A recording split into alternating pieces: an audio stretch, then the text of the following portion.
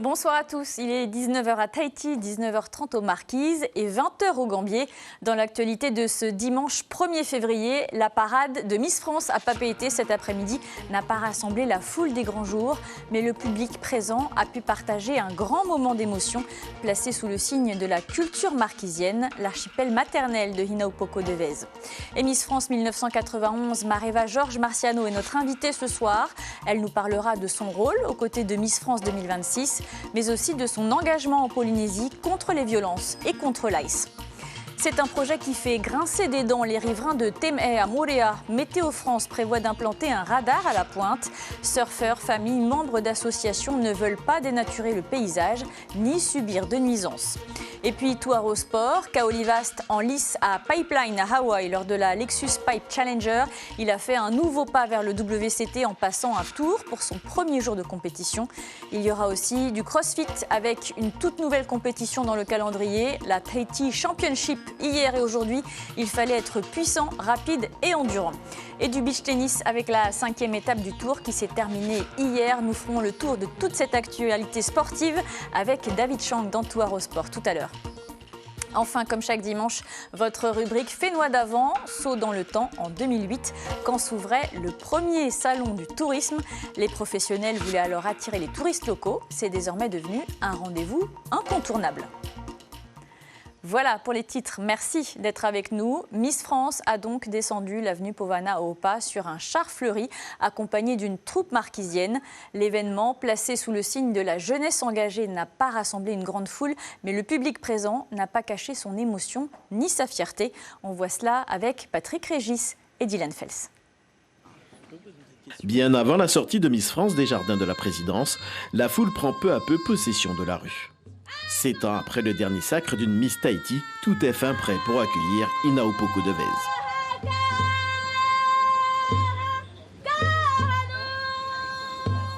À peine installé sur le char, que les rues du chef-lieu résonnent au rythme des chants et des percussions des 4 groupes marquisiens placés tout au long du parcours.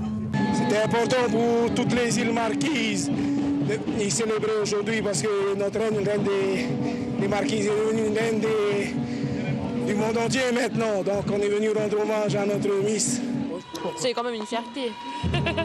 Et en plus elle est magnifique là, on n'attendait que ça. Certains sont venus de loin pour acclamer leur reine. Pour rien au monde, ils n'auraient raté cet événement. Et merci déjà à notre Miss d'être revenue sur une Fénois. Et c'est un grand honneur de bien l'accueillir. J'ai les larmes aux yeux, je viens de les sécher. Non, c'est magnifique. C'est la 4e fois que je la vois, mais je sais pas, il y a toujours il y a une énergie qui se dégage et les marquises en plus sont venues pour elle, donc c'est émouvant. Ouais. Il a fallu un peu plus d'1 heure à la parade pour atteindre le parc de Pao'Fei. Et tout au long du parcours, plus que la fierté, la Miss France fait toujours rêver.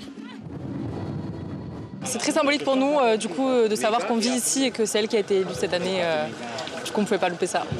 Une après-midi qui s'est achevée sur le front de mer de Papeete avec le village de la jeunesse engagée.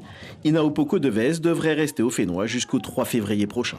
Les mots ne pourront jamais traduire ce que je ressens vraiment, dans le sens où c'est inexplicable de voir une foule, une allée entière remplie de gens qui sont là à acclamer ton prénom, avec de la fierté, avec de l'amour, avec énormément de soutien, et te dire que toutes ces personnes ont contribué, chacun leur tour, chacun leur façon, à ce que tu sois là aujourd'hui. Je pense que les mots ne seront jamais assez forts pour le décrire, et la seule chose que j'aimerais, c'est prendre toute la Polynésie française et tous les serrer dans mes bras. Un voyage à Moorea est à l'étude. En revanche, le déplacement étant prévu aux Marquises n'est plus à l'ordre du jour. Durant son séjour, la Miss France 2026 souhaiterait des échanges autour de la santé mentale, l'un de ses thèmes de prédilection mis en avant lors de son élection. Mareva Georges Marciano, bonsoir. Yorana. Vous êtes Miss France 1991 et vous accompagnez Hinaupoko Devèze dans tous ses déplacements cette semaine. Mais en réalité, vous l'accompagnez depuis son sacre en juin dernier. Qu'est-ce que vous avez vu à ce moment-là en elle? Quel potentiel vous avez vu à l'élection de Miss France? Même à Miss Tahiti l'année dernière. J'ai vu qu'elle avait un charisme incroyable. Hinaupoko est magnétique. Elle a ce regard envoûtant qui vous séduit. Et elle a cette douceur et cette tendresse qui représente bien la Polynésie française. Et elle est à l'écoute. Elle écoute tous les conseils. Elle a écouté, en tout cas, en ce qui me concerne, tous les conseils que je lui ai donnés. Elle les a appliqués à la lettre. Et je pense que c'est une bonne étudiante, en fait. Alors, sa marraine officielle pour Miss France, c'est Camille Cerf, mais vous l'avez accompagnée également dans sa préparation. Vous aviez remporté le titre en 1991. Qu'est-ce qui a changé depuis? Quels conseils vous lui aviez donnés? Beaucoup de choses ont changé parce que d'abord, le comité Miss Haïti a beaucoup évolué. Moi, c'était le syndicat d'initiative à mon époque. Donc, il n'y avait pas cette exposition médiatique qu'il y a aujourd'hui. Ensuite, j'ai été élue sur France 3. Et ce n'est pas non plus la même exposition médiatique que quand, 3 ans après, TF1 a pris la relève de Miss France. Et évidemment, ça a pris une autre ampleur médiatique. Ensuite, on a eu la naissance des réseaux sociaux Ça rajoute une pression supplémentaire. Rajoute une pression et aussi, ça médiatise beaucoup plus les candidates. On voit qu'aujourd'hui, avant l'élection, les candidates se mettent en valeur et elles sont déjà en compétition bien avant l'élection, ce qui peut être dangereux parce que ce n'est pas le baromètre des réseaux sociaux qui fait élire la candidate, en fait. Alors, avec Inao Poko-Deves, vous vous êtes rendu au lycée Diadème où vous aviez ouvert le premier Margaret's Place. C'était en 2021, cofinancé par le pays. C'est un espace rassurant où une psychologue est à l'écoute des élèves. Ils peuvent venir parler de violence, quelle qu'elle soit. 5 ans plus tard, quel bilan faites-vous de ce dispositif implanté en Polynésie? Le bilan est plutôt positif parce que les étudiants et les ambassadeurs qui mènent ce programme avec la psychologue m'ont confié qu'en fait, ils aimeraient qu'on ouvre dans toutes les écoles de Polynésie française. Donc, le dispositif et l'écoute attentive de la psychologue leur a permis de se rasseoir sur les bancs de l'école. Il y avait beaucoup de décrochages scolaires. Il y a eu des tentatives de suicide. Nous avons échangé avec les ambassadeurs qui eux-mêmes se sont confiés à nous, à Inao Poko et moi, en disant que s'il n'y avait pas eu la psychologue, on aurait peut-être décroché ou mis fin à nos jours, tout simplement. Donc, ils ont retrouvé aussi une famille. Ils retrouvent une famille au sein de ce dispositif, ce qui est merveilleux parce que ce qui est difficile aussi, c'est que à partir du moment où un enfant ne va pas bien ou un étudiant ne va pas bien, ça remet en question aussi le milieu familial. Parce qu'on est dans une famille quand on est un étudiant. On a des parents ou on a des oncles on a une communauté autour de nous. Et cette communauté doit être saine pour que l'étudiant puisse s'épanouir à l'école académiquement. Une autre cause dans laquelle vous êtes investi, c'est la lutte contre l'ICE. Vous aviez fait venir un psychiatre américain en novembre dernier. Le pays a 20 ans de retard en termes de prise en charge et de traitement. Est-ce que vous y croyez encore ou c'est malheureusement déjà trop tard? Ce n'est jamais trop tard. Ce n'est jamais trop tard. Je pense que le pays est très proactif pour essayer d'ouvrir ce pôle de santé mentale qui est indispensable pour nos familles. Il faut savoir que lorsqu'on a un addict dans son foyer, c'est une très, très grosse pression. C'est très difficile à gérer parce qu'en fait, c'est comme un handicapé mental là, qui est dans la maison et il prend et toute la famille en otage. Parce que c'est difficile à gérer et on n'a pas aujourd'hui de professionnels pour les prendre en charge. Donc, nous avons proposé avec la Fédération de lutte contre la ICE de mettre à disposition 2 ambulances qui iront chez les familles pour pouvoir d'abord traiter l'addict et aussi faire des thérapies de famille. Donc, en espérant que ça va se faire parce que nous sommes en manque de ressources humaines sur le territoire et je sais que toujours le recrutement de professionnels qui est compliqué. Oui, c'est compliqué. Mais je pense que le gouvernement y est très sensible et ils essayent de trouver des solutions. Et je voulais aussi annoncer que nous allons ouvrir 3 autres Margaret's Place. Nous allons, en partenariat avec d'ailleurs le ministère de l'Éducation, que je remercie au passage, nous allons ouvrir un Margaret's Place au Collège Pomaré, un Margaret's Place au Collège de Taravo, et un Margaret's Place à Raiatea, de confession protestante. Et je suis super contente que le gouvernement cofinance avec moi ce dispositif. Et je voulais aussi remercier mon assistante Charlotte Girard qui est tout le temps là à la disposition des thérapeutes, parce qu'il faut savoir qu'il y a une charge mentale importante sur nos psychologues dans les écoles. Et Charlotte fait un peu le relais entre la thérapeute qui est aux États-Unis. Donc maintenant, je pense qu'elles ont un Zoom au moins une fois par mois pour faire un point et pour savoir si elles ont une charge mentale et si elles arrivent en fait à absorber et à évacuer ce stress qu'elles accumulent quand même. Merci beaucoup Mareva Georges Marciano d'avoir été avec nous ce soir. Je rappelle donc que vous êtes Miss France 1991, très engagée, et vous allez donc ouvrir 3 nouveaux Margaret's Place et renforcer votre lutte contre la ICE avec des ambulances à domicile. Merci. Et je voulais remercier Hina Opoko aussi d'être venue à Margaret's Place et qui a été très attentive avec les ambassadeurs et les psychologues. Merci Hina Opoko. Merci d'avoir été avec nous ce soir. Et en radio demain matin à 7h, justement, l'invité café sera Miss France. Hina Opoko Devez sera accompagnée de Frédéric Gilbert, président du comité Miss France. Direction Moorea à présent, où Météo France envisage d'installer un radar initialement prévu au Mont Maro à Tahiti. Il devrait prendre place à la pointe de Tem'e. Le projet suscite une vive opposition. Riverains et associations dénoncent son impact visuel et sanitaire et se mobilisent pour faire entendre leur refus avant une mise en service annoncée pour 2027. Mélissa Chong, Mirko Vanfo. On a vraiment ici un paysage paradisiaque, le paysage de Tem'e. Et à un moment donné, en tournant la tête, on va arriver sur cette tour. Si vous voulez, pour avoir une idée de la grandeur, la sphère va être au niveau de l'horizon, où on voit l'horizon. Perché à 32 mètres du sol et large de 6 mètres, c'est la dimension impressionnante du futur radar météo qui doit être installé à Tem'e, un projet qui suscite des interrogations chez certains riverains. Manoutea, père de famille, se dit inquiet des éventuelles conséquences sanitaires de cet équipement. On a déjà 2 antennes téléphoniques qui émettent des ondes. Moi, j'ai 2 enfants qui ont 5 ans et 9 ans. On se pose la question en fait, de savoir qu'est-ce que ça peut créer comme impact sur nos corps, sur nos cerveaux. En fait, on nous montre des études, mais qui sont souvent réalisées à court terme. L'objectif de ce radar est de détecter les nuages afin d'anticiper les pluies et les précipitations avec une précision allant jusqu'à 200 mètres. Je suis Youssef ici depuis toujours, quoi. Et voilà. Je veux que Moorea préserve son authenticité. Avec les copains en bateau, on passe tous devant la pointe de Tem'e en disant vraiment que c'est un endroit les plus sauvages de Moorea et puis que ça me fait rappeler les Tuamotu. Et là, ils veulent mettre une antenne 2 fois plus haute que celle-là, avec une énorme boule en hauteur. Ça gâche un peu la crédibilité. De son côté, la fédération Taheioti Yamo-Orea réclame la simulation visuelle promise par Météo France afin que les habitants de l'île Sœur puissent mesurer concrètement l'impact que pourrait engendrer cette installation.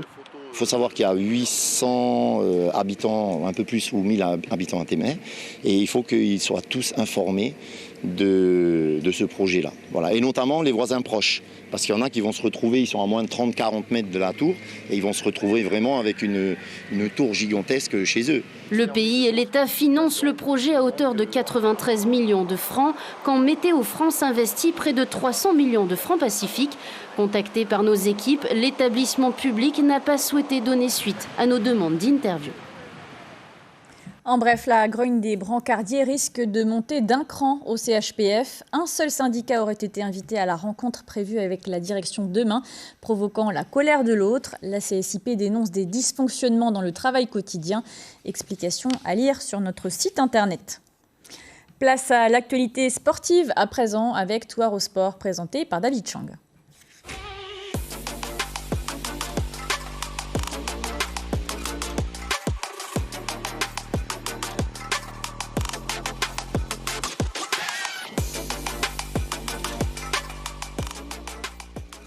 Bonsoir à tous et bienvenue dans cette nouvelle édition. On commence avec cette bonne nouvelle pour notre champion olympique. Kaoli Vast est à Hawaï pour la Lexus Pipe Challenger.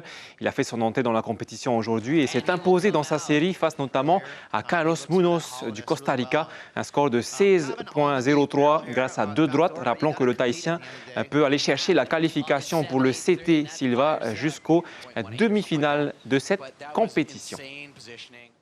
Atiperi Black Box Tahiti a donné rendez-vous aux athlètes de CrossFit pour la toute première édition de la Tahiti Championship. 83 binômes se sont affrontés sur un format exigeant mêlant Hyrox et CrossFit. Au programme, 18 stations d'exercice différentes à enchaîner en moins d'1h30. Arihuete Fafana était sur place.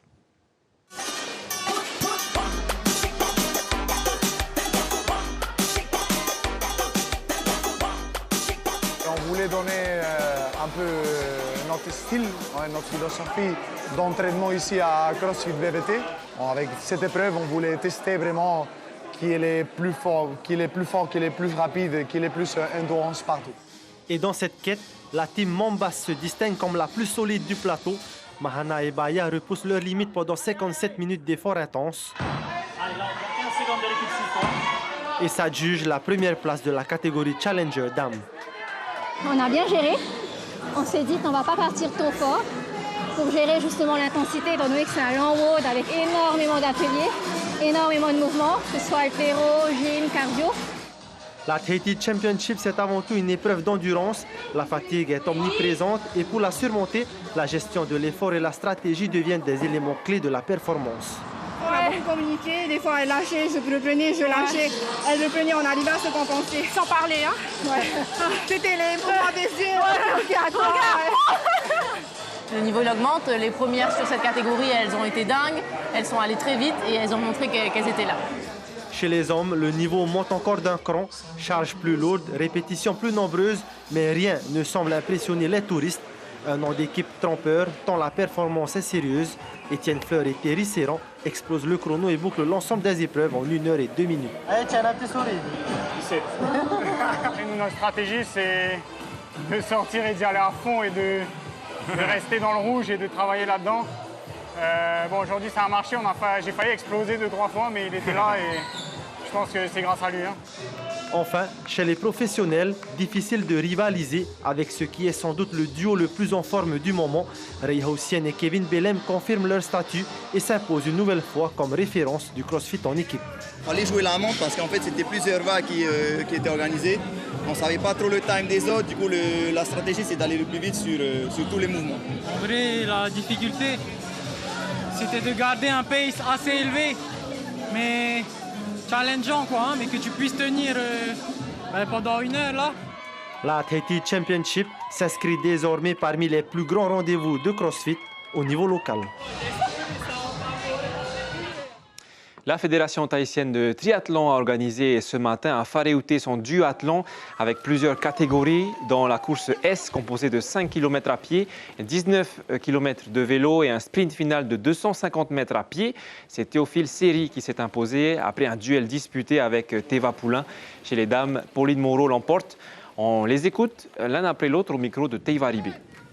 Teva, il a eu un problème sur la transition et donc je crois qu'il y a une pénalité et donc je prends le devant. Mais en tout cas, c'était une très belle course, surtout sur la partie vélo. On se passait des relais avec Teva. On avait mal compté les tours, donc pour nous, il nous en restait 2. Donc il nous dépasse dans nos têtes sur l'avant-dernier. Finalement, il en restait 1, donc ça s'est plutôt bien coupillé.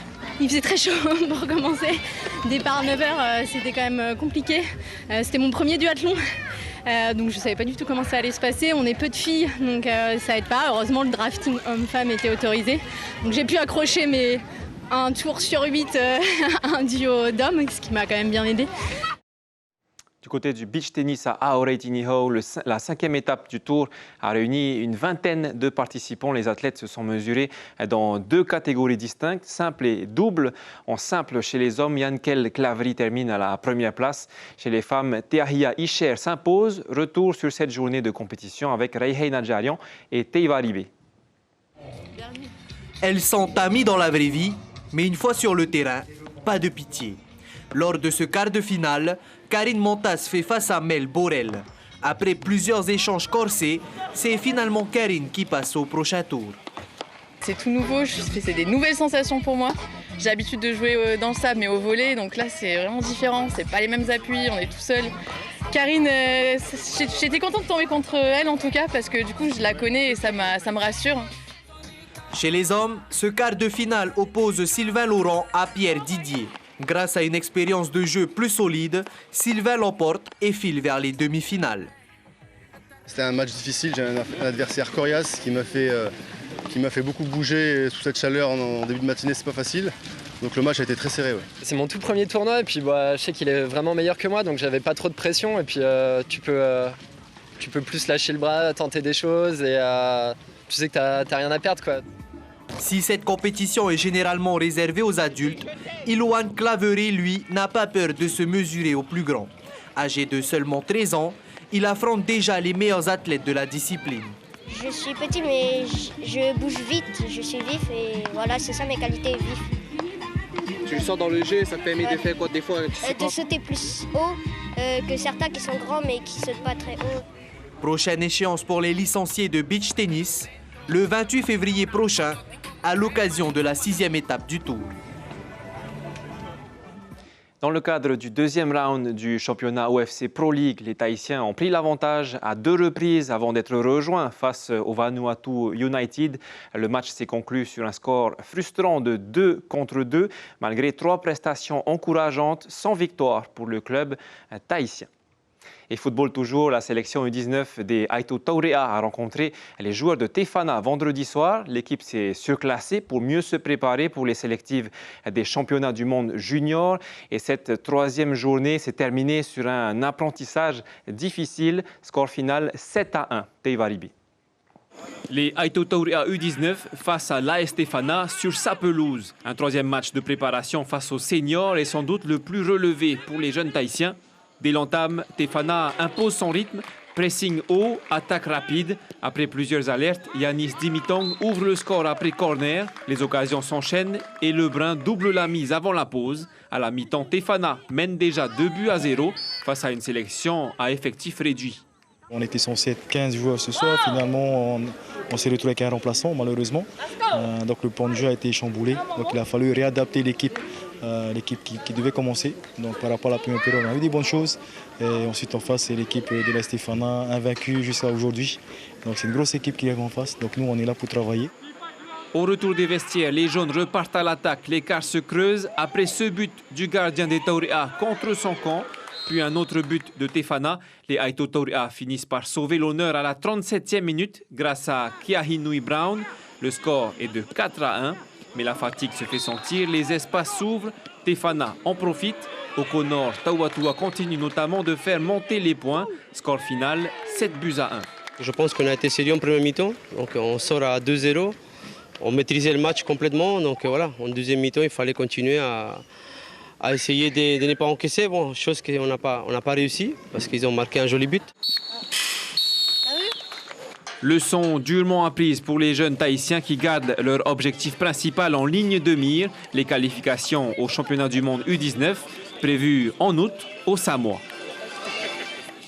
Et en rugby, reprise des compétitions des U8, U10 et U16, U18 hier au Stade Vaiete à Pirée. Et les clubs de Papeete, Paea, Fa'a et des renforts venus de Pirée étaient présents. La fédération polynésienne a préparé une saison particulière pour ces jeunes. Chez les U14, un tournoi international aura lieu à Tahiti avec la présence notamment des îles Cook, de Calédonie et de Wallis. Les U18 qui vont partir à Wallis également et à Wallis et Futuna début août pour une compétition. Et les U16, eux, vont partir en Calédonie en fin d'année. Les phases de sélection vont débuter à partir du mois d'avril. Voilà, c'est tout pour le sport de cette semaine. Je vous retrouve la semaine prochaine pour toujours plus de sport.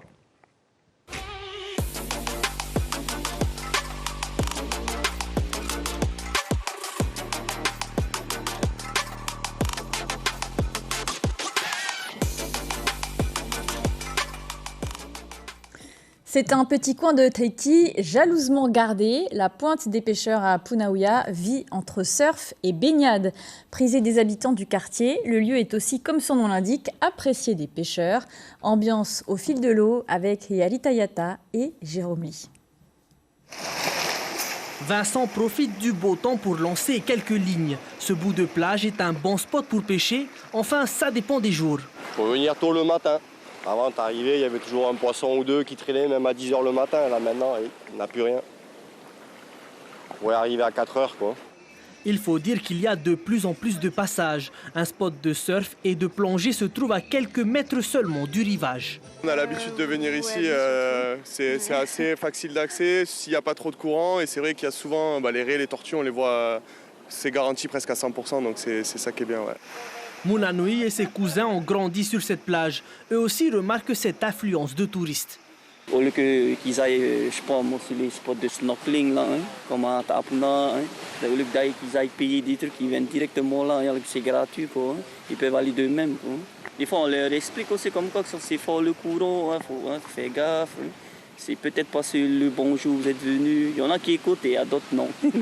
La Pointe des Pêcheurs, victime de son succès, un lieu de rencontre et de cohabitation où l'on cultive l'art de se détendre et de profiter de la vie. Lorsqu'on vient, on apporte quelque chose parce qu'ils nous accueillent bien, ceux qui sont sur le site. Hein. Faut pas oublier, hein. Il y a plusieurs rencontres, les touristes, les petits-enfants de Punaouia, les habitués. Au sein de l'association Tamarinuro, alors nous effectuons une fois par an le ramassage des déchets sur le littoral, là, et socialement. Hein. C'est important de laisser aussi pour la génération prochaine un lieu propre. La Pointe des Pêcheurs, c'est finalement un lieu de partage. Et comme chaque dimanche, chacun fait vivre à sa façon ce petit bout de paradis, tout simplement. Et comme chaque dimanche, plongé dans les archives de l'actualité, ce soir, rendez-vous en 2008 pour le premier Salon du tourisme. Depuis, c'est devenu un événement incontournable, prisé des visiteurs locaux. Thomas Teliteporoarei.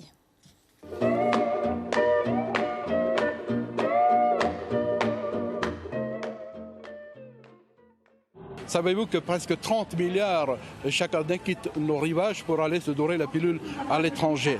On ne peut pas empêcher le Polynésien de voyager, à moins de voir débarquer à la tête de ce pays des dirigeants cubains. Et c'est la raison d'être de ce salon, la captation de cette manne.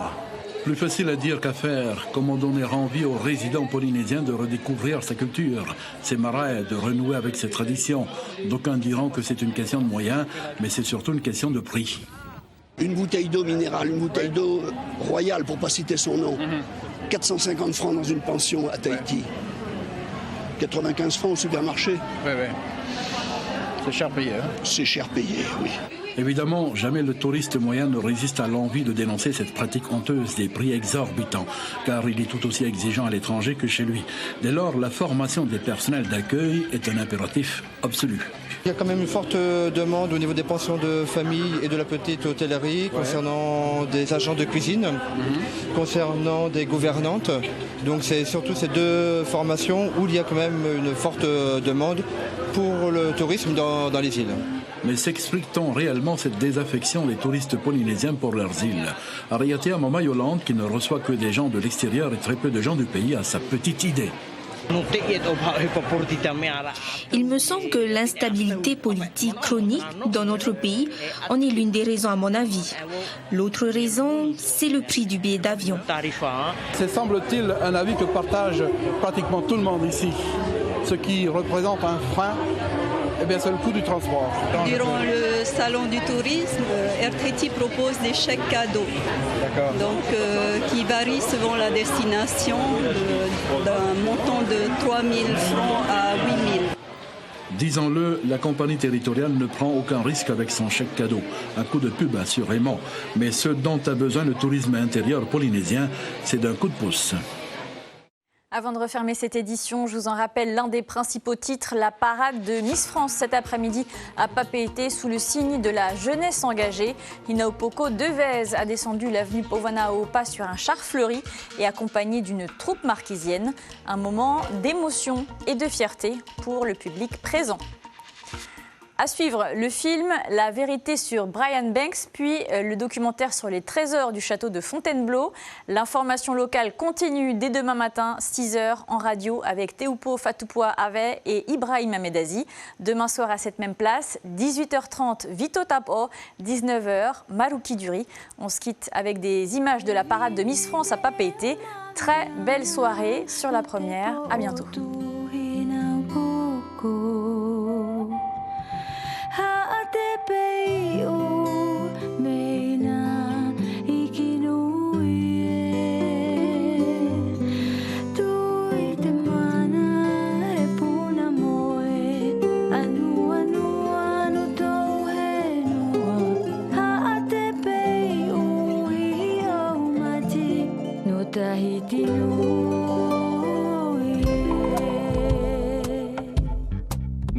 Ko nini te anauna no te tahia o matakara te aho tapu toku i tahia i o te tupuna no koe.